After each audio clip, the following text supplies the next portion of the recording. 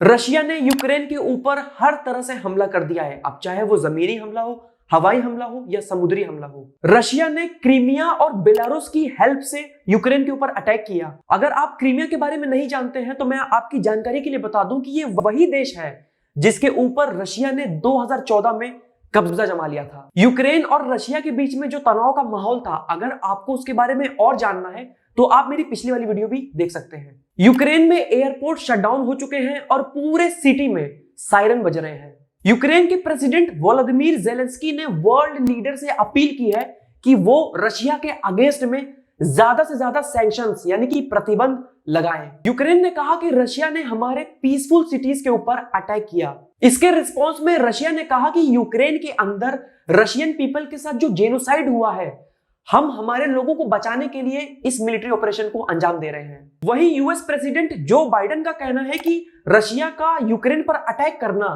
Unjustified और unreasonable है। Russia ने यूएस के रिस्पॉन्स में कहा कि जो सैन्य कार्रवाई हमने यूक्रेन में की है वो जस्टिफाइड है। वो इसलिए क्योंकि यूनाइटेड नेशन चार्टर आर्टिकल 51 में यह मेंशन किया गया है कि कोई भी देश अगर वो यूनाइटेड नेशंस का मेंबर है और अगर उस देश के ऊपर हमले होने की गुंजाइश है तो वो रिटेलिएट यानी कि सैन्य कार्यवाही कर सकता है और हम रिटेलिएट कर रहे हैं। जर्मनी का कहना यह है कि यह एक shameless breach of international law है।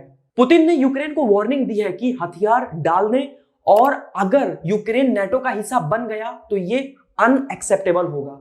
अब क्योंकि बेलारूस ने रशिया की हेल्प की थी यूक्रेन पर अटैक करने के लिए, इस वजह से यूरोपियन यूनियन ने बेलारूस के ऊपर सैंक्शन लगा दिया है। वहीं दूसरी तरफ यूक्रेन ने यूरोपियन यूनियन से रिक्वेस्ट की है कि वो air defence missile system Ukraine को प्रोवाइड करें। एक तरफ रशिया यूक्रेन में मिसाइल बरसा रहा है तो दूसरी तरफ बाकी के देश रशिया के ऊपर प्रतिबंध लगा रहे हैं। अब मैं आपसे जानना चाहता हूं, क्या लग रहा है, क्या वर्ल्ड वॉर 3 हो सकती है? रशिया ने साफ कह दिया है कि अगर कोई भी देश यूक्रेन की हेल्प करेगा या यूक्रेन और रशिया टेंशन के बीच में इंटरफेयर करेगा तो वो देश अंजाम भुगतने के लिए तैयार रहे। वहीं भारत सरकार ने कहा है कि यूक्रेन में रह रहे भारतीयों की सिक्योरिटी भारत सरकार की टॉप मोस्ट प्रायोरिटी है।